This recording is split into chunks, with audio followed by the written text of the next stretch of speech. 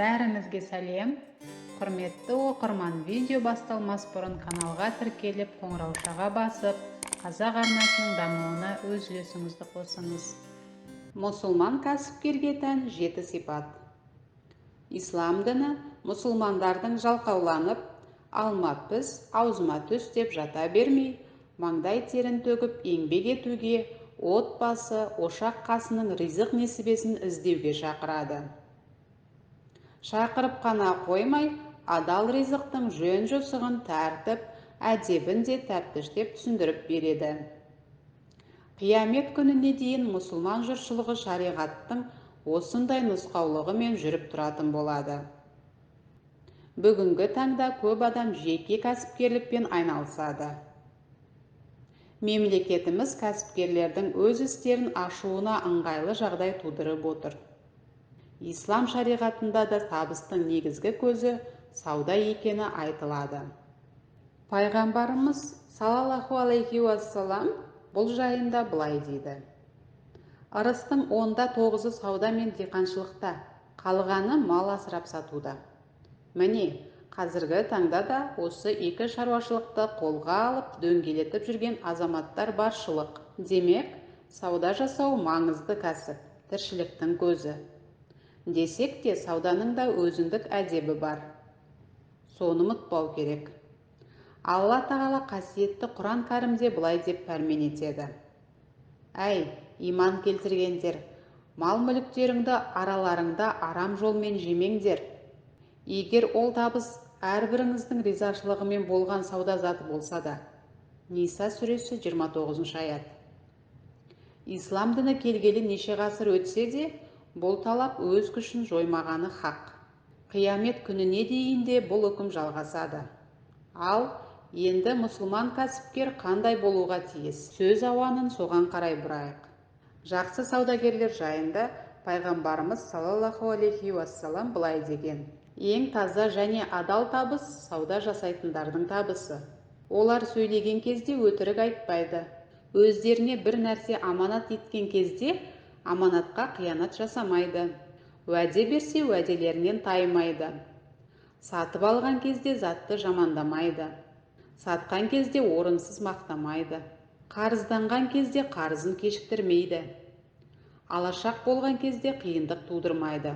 Осы хадисті оқығанда көз алдымызға еліміздегі базарлар мен дүкендерде, дүңгіршіктерде неше алуан саудамен айналысып жүрген кәсіпкер жандар келеді. Олардың осы хадис талаптарына сай қаншалық амал етіп жүргендері ойлантады. Аллаға шүкір, имандылыққа сай жұмыс жасап жүрген небір мықты кәсіпкерлер бар. Бірақ әлі де сауданың мұсылмандық талаптарын толық білмейтін саудагерлер де кездесетіні даусыз. Сондықтан аталмыш хадисті әдейі келтіріп отырмыз. Онда жақсы саудагерге мынадай талаптар қойылады. Бірінші, олар сөйлеген кезде өтірік айтпайды. Екіншіден, өздеріне бір нәрсе аманат еткен кезде аманатқа қиянат жасамайды. Үшінші, уәде берсе уәделерінен таймайды. Төртіншіден, сатып алған кезде затты жамандамайды. Бесінші, сатқан кезде оны орынсыз мақтамайды. Алтыншы, қарызданған кезде қарыздарын кешіктірмейді. Жетінші, алашақ болған кезде қиындық тудырмайды. Аталған 7 талапты барлық кәсіпкерлер мен саудагерлер жақсы біліп, оларды күнделікті жүзеге асыруы тиіс. Мәселен, пайданы көбірек табу үшін бір ғана өтірік айту жеткілікті болатын жағдайлар кездесуі ықтимал. Сондай кезде осы ереже есте болғаны жөн. Кейде бір компания өз тұтынушыларына уәде береді. Сол уәделерін бұзбау жақсы кәсіпкердің белгілерінен саналады. Қазір көптеген қалаларда азық-түлік, жеміс-жидек, көкөністер көтерме саудамен сатылады. Саудагерлер көтерме бағамен алып, даралап сатады. Пайғамбарымыз саллаллаху алейхи уассалам аталмыш талаптары сол кісілерге де тікелей қатысты.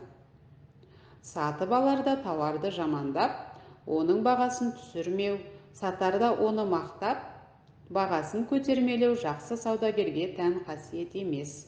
Сауда жасау үшін айналымға ақша керек. Міне, сол ақшаны көп адам қарызға алатыны белгілі. Қарызды кешіктірмеу туралы талаптың да өзектілігі осыдан көрінеді. Егер қарызды қайтаруға барынша жеңілдікпен қараудың сауабы мен пайдасы бөлек әңгіменің тақырыбы. Қорыта айтқанда, кәсіпкерлер мен саудагерлер сүйікті Мұхаммед пайғамбарымыз саллаллаху алейхи уассалам айтып кеткен осы талаптарды өмірлік ұстаным ретінде қолданудың маңызы үлкен. Бұл екі дүниенің бақытының кепілі.